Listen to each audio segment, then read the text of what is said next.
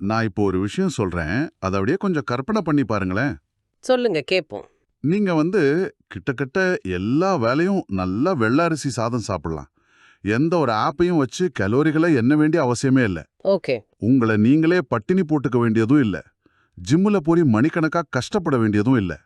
இவ்வளவு செய்தும் உங்களால 4.5%க்கும் குறைவான உடல் பருமன் இருக்கிற ஒரு நாட்டுல வாழ முடியும் அப்படின்னு சொன்னா, நான் ஏதோ பொய் சொல்றேன்னு நீங்க நினைக்கலாம். ஆக்சுவலா நிறைய பேர் அப்படிதான் நினைப்பாங்க. ஆனா இது பொய் கிடையாது. வளர்ந்த நாடுகள் பலவற்றில இப்ப உடல் பருமன் விகிதம் 30% தாண்டி போயிட்டு இருக்கிற இந்த காலகட்டத்துல ஜப்பான் மட்டும் இதை எப்படி சாதிக்குது அப்படிங்கிறது உண்மையிலே ஒரு மாபெரும் புதிர்தான். உலக அளவுல இது ஒரு மிகப்பெரிய முரண்பாடாகவே பார்க்கப்படுது. ஆமா, கண்டிப்பா. அவசர சிகிச்சை மருத்துவரான டாக்டர் லியானா அவங்களோட சமீபத்திய ஆராய்ச்சி தரவுகளை நாம பார்க்கும்போது பல காலமா நாம நம்பிக்கிட்டு இருக்கிற அந்த கம்மியா சாப்பிடு அதிகமா உடற்பயிற்சி செய் அப்படிங்கிற மேற்கத்திய கோட்பாட எவ்வளவு மேலோட்டமானது அப்படிங்கிறது நமக்கு நல்லாவே புரியுது. கரெக்ட். ஜப்பானியர்கள் உலகத்திலேயே அதிக ஆயுட்காலம் கொண்டவங்களா இருக்கிறாங்க. அது மட்டும் இல்லாம மிக குறைந்த வளர்சிதை மாற்ற நோய்கள், அதாவது மெட்டபாலிக் சிண்ட்ரோம் உள்ள மக்களாவும் இருக்காங்க. அத பத்தி தான் நாம இன்னைக்கு இந்த ஆழமான அலசல்ல ரொம்ப விரிவா பேச போறோம். எக்ஸாக்ட்லி. இது ஏதோ ஜப்பானிய கலாச்சாரத்தை பத்தின ஒரு சாதாரண தகவல் தொகுப்பு கிடையாது. உங்க உடம்புல இருக்கிற செல்களை நீங்க எப்படி மறுபரிசீலனை செஞ்சு அதை ஒரு முழுமையான கொழுப்பை எரிக்கும் இயந்திரமா மாத்தலாம் அப்படிங்கிறதுக்கான ஒரு அறிவியல் பூர்வமான வழிகாட்டி தான் இந்த பதிவு. ஆமா, டாக்டர் லியானாவோட தரவுகளை பார்த்தப்போ எனக்கு ஒரு விஷயம் ரொம்ப தெளிவா புரிஞ்சுது. ஜப்பானியர்களோட ரகசியம் அவங்க எவ்ளோ சாப்பிடுறாங்க அப்படிங்கறதுல இல்ல. அப்புறம் எதுல இருக்கு? அந்த வெள்ளை அரிசியோட சேர்த்து அவங்க எதை சாப்பிடுறாங்க அப்படிங்கறதுல தான் அவங்களோட முழு ரகசியமும் அடங்கியிருக்கு. ஓ, அப்படியா? இப்போ இத புரிஞ்சுக்க உங்க குடல் அமைப்பு ஒரு மிகப்பெரிய தொழிற்சாலை மாதிரி கற்பனை செஞ்சுக்கோங்க. சூப்பர் உதாரணம். நீங்க ஒரு வழக்கமான மேற்கத்திய உணவு முறையை பின்பற்றீங்க அப்படின்னா, பதப்படுத்தப்பட்ட உணவுகளாலும் சர்க்கரையாலும் உங்க தொழிற்சாலை ரொம்ப குழப்பத்துல இருக்கும். அங்க வேலை செய்ய சரியான ஆட்கள் இருக்க மாட்டாங்க. வேலைகள் எல்லாம் அரைகுறையா நடக்கும். ரொம்ப சரி. ஆனா ஜப்பானியர்களோட குடல் மிகச்சிறந்த கொழுப்பை எரிக்கிற திறமையான தொழிலாளர்களை கொண்ட ஒரு நவீன சுறுசுறுப்பான தொழிற்சாலை மாதிரி இயங்குது. அந்த தொழிற்சாலையோட தொழிலாளர்கள் வேற யாரும் இல்ல, நம்ம குடல்ல வாழ்ற ட்ரில்லியன் கணக்கான நுண்ணுயிரிகள், அதாவது பாக்டீரியாக்கள் தான். இதுல ஒரு மிக முக்கியமான உலகளாவிய ஆய்வை நாம இப்ப குறிப்பிட்டே ஆவணும். நியூட்ரிஷன் ஜேர்னல்ல ஒரு பெரிய ஆய்வு அது.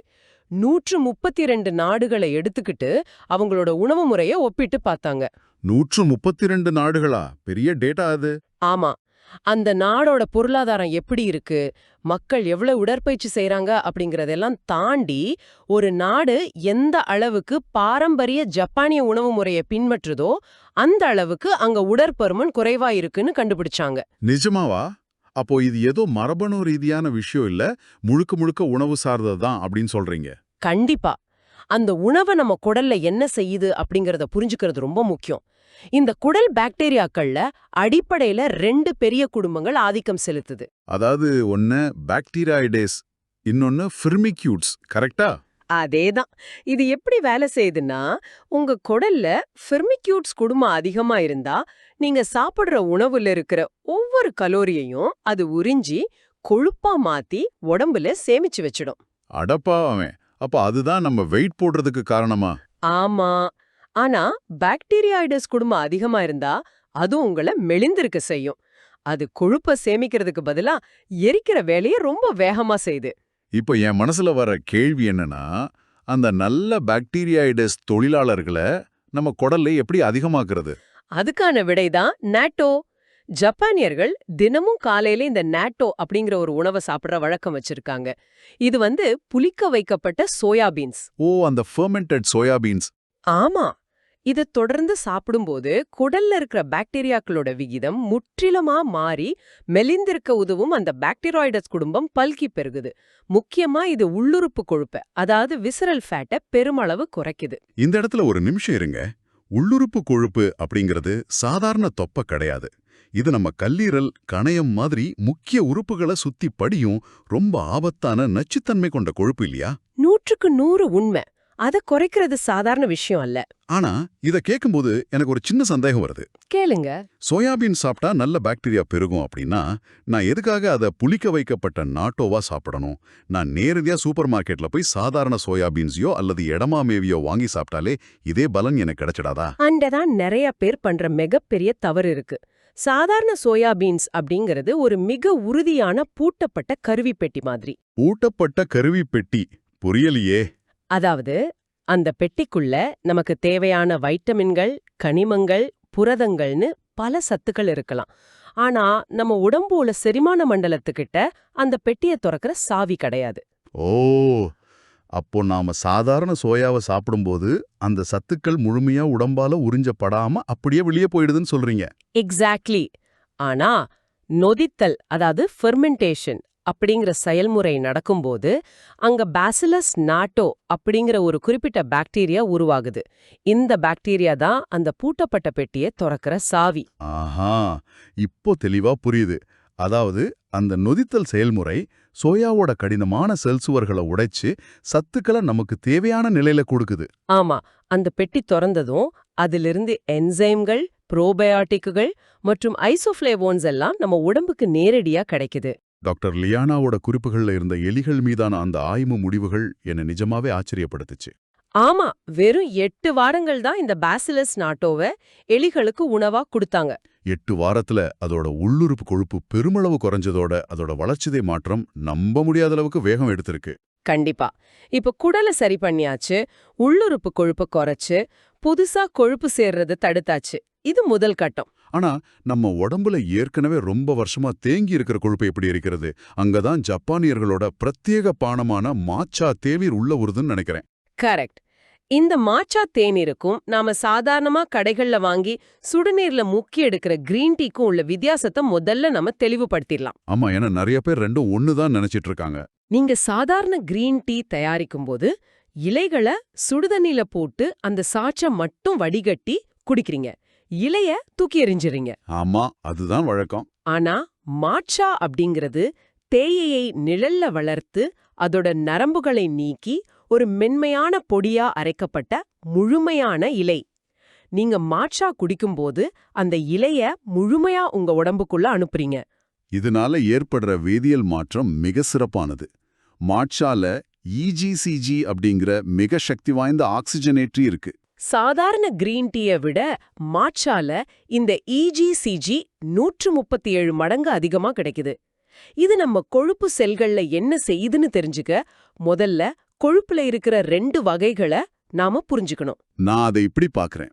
நம்ம உடம்புல இருக்கிற வெள்ளை கொழுப்பு அப்படிங்கிறது தேவையற்ற கலரிகள் எல்லாம் மூட்டை கட்டி வைக்கிற ஒரு இருண்ட குளிர்ந்த ஸ்டோர் ரூம் மாதிரி. ரொம்ப சரியான ஒப்பீடு. அதுக்கு வேற எந்த வேவையும் இல்ல. இடத்தை அடைச்சிக்கிறது மட்டுமே அதோட வேலை.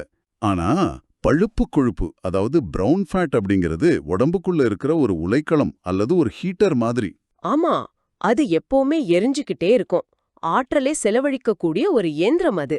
இப்போ சொல்லுங்க, இந்த EGCG அந்த ஹீட்டரை எப்படி ஆன் செய்யுது?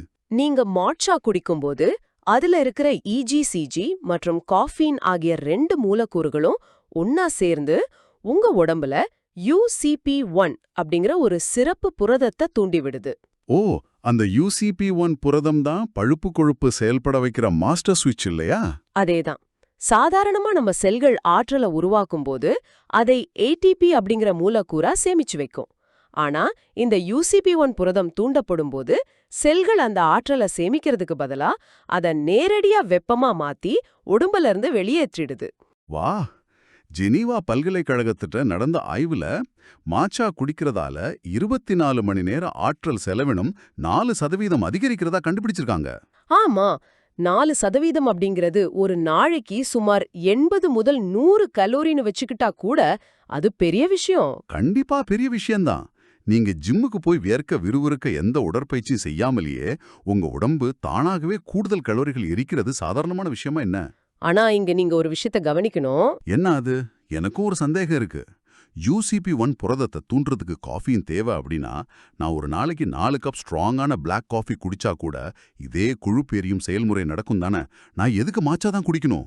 காஃபீன் மட்டும் தனியா அந்த வேலையை செய்யாது அப்படிங்கிறது தான் அறிவியலோட சுவாரஸ்யமே. அதே ஜெனீவா ஆய்வுல ஒரு பிரிவினருக்கு காஃபினை மட்டும் தனியா கொடுத்து பார்த்தாங்க. அவங்களுக்கு என்னாச்சு? மாச்சாவல இயற்கையாகவே இது ரெண்டும் சரியான விகிதத்துல இருக்கு.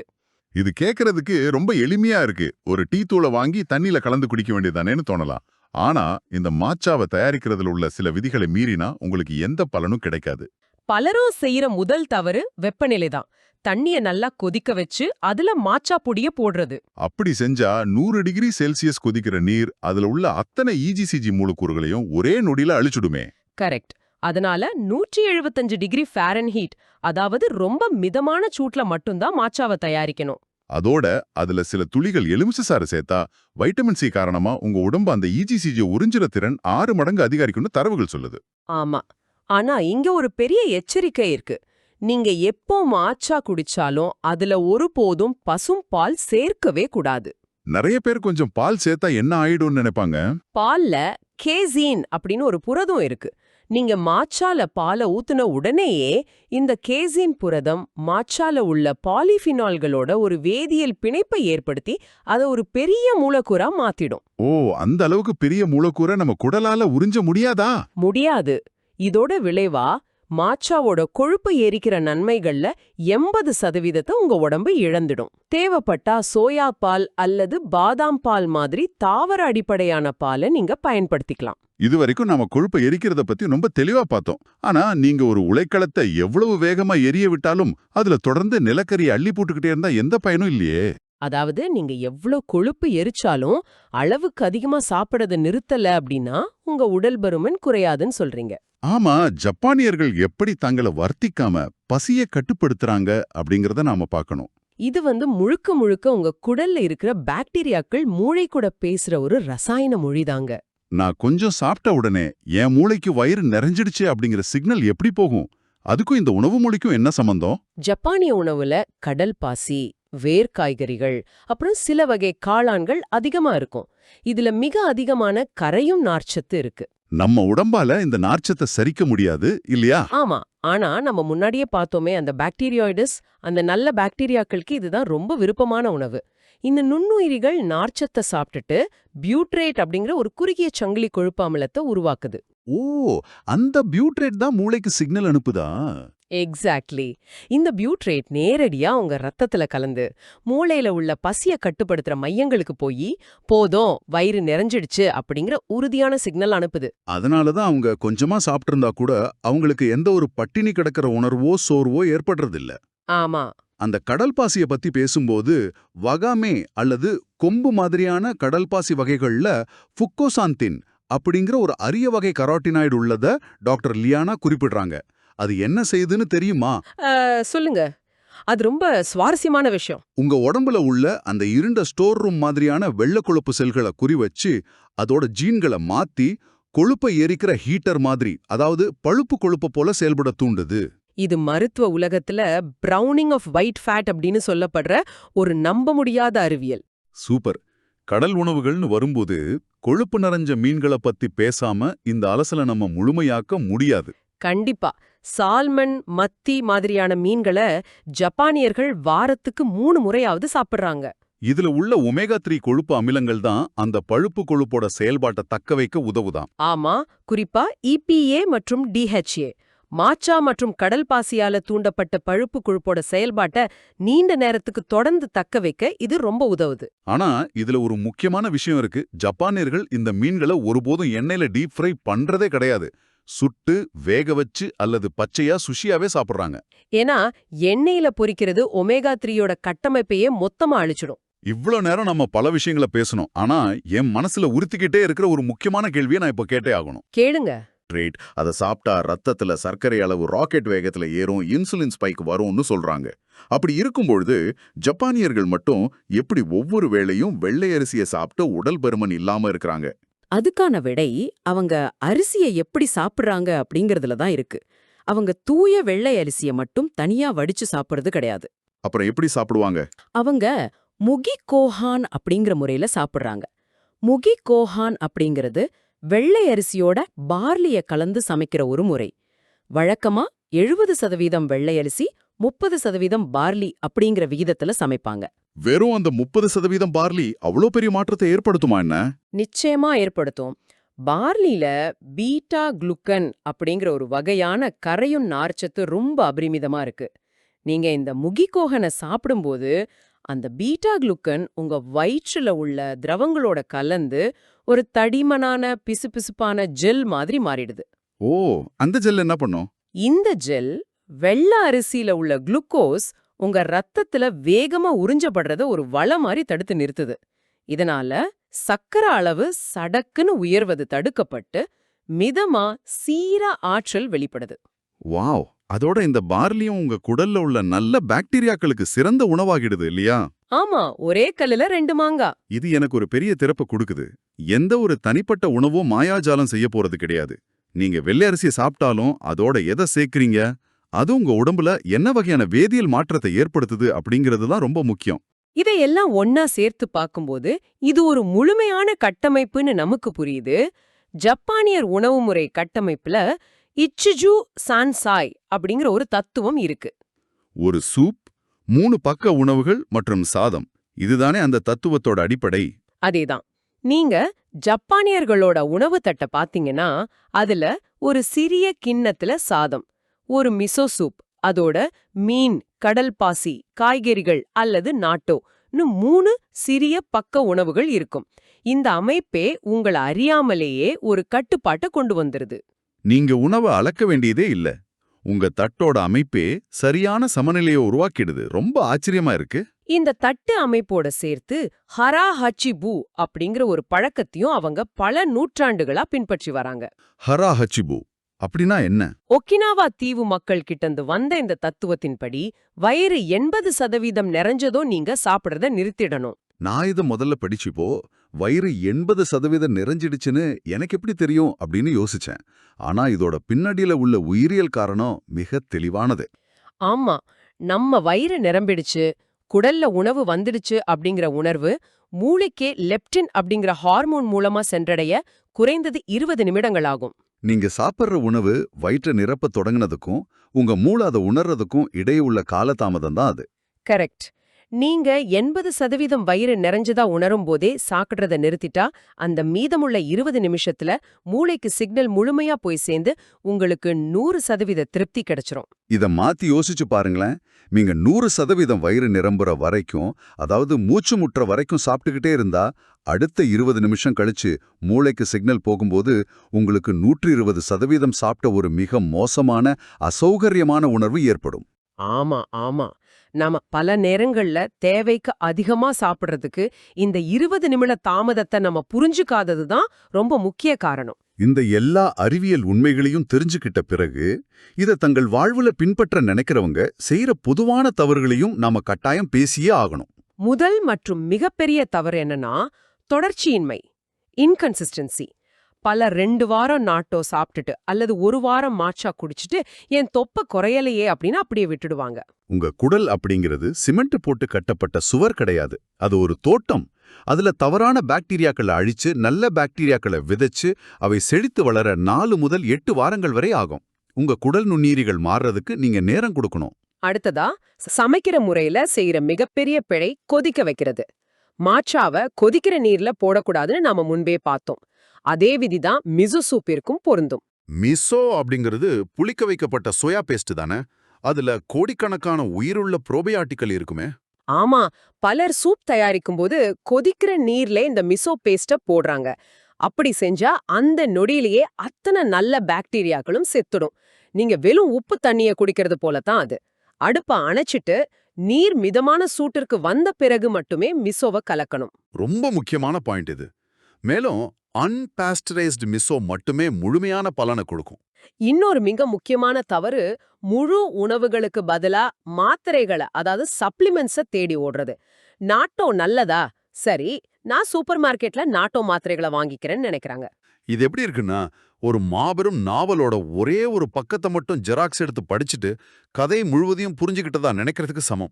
நல்ல உதாரணம். நீங்க ஒரு முழு உணவை சாப்பிடும்போது தான் அதுல உள்ள என்சைம்கள், நார்ச்சத்துகள், வைட்டமின்கள் மற்றும் உயிர்வாழும் நல்ல பாக்டீரியாக்கள் என அத்தனையும் ஒன்னா செயல்பட்டு உங்க செரிமான அமைப்பை மாத்தும். ஒரு மாத்திரையால் அந்த மேஜிக்கை நிச்சயமா செய்ய முடியாது.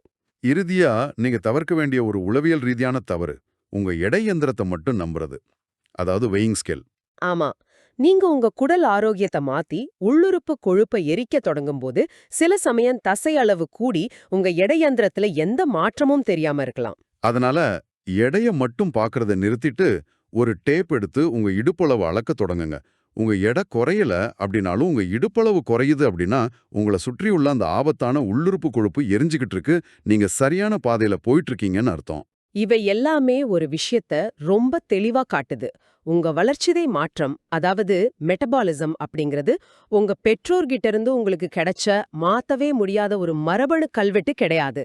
ஜப்பானியர்கள் கூட தங்கள் நாட்டை விட்டு வெளியேறி மேற்கத்திய நாடுகளுக்கு போய் அங்க இருக்கும் பதப்படுத்தப்பட்ட உணவுகளை சாப்பிட தொடங்கினா ஒரே தலைமுறையில அவங்களுக்கும் தொப்பை வந்துடுது, உடற்பருமன் வந்துடுதுன்னு ஆய்வுகள் மிக தெளிவா நிரூபிச்சிருக்கு.